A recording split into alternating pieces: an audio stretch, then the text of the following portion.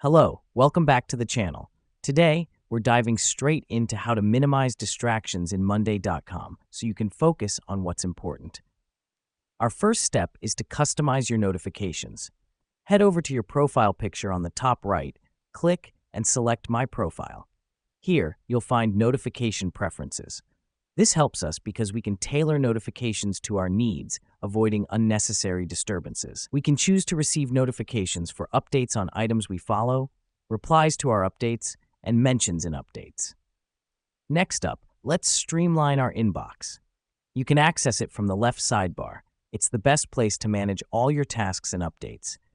But you might want to mute some updates to avoid constant distraction.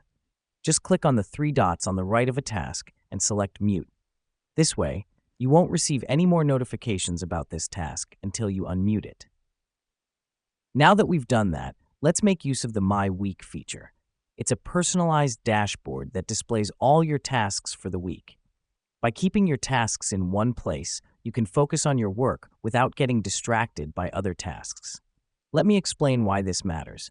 A cluttered workspace can lead to a cluttered mind.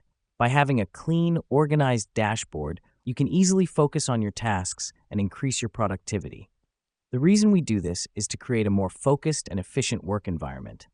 It's like decluttering your physical workspace, except this time, it's your digital workspace.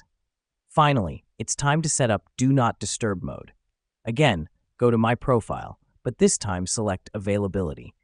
Here, you can set your working hours and enable Do Not Disturb mode outside these hours. This ensures you won't receive any notifications during your downtime.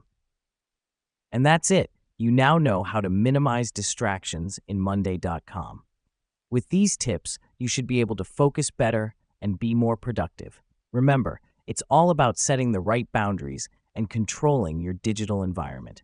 Thanks for watching, and see you in the next video.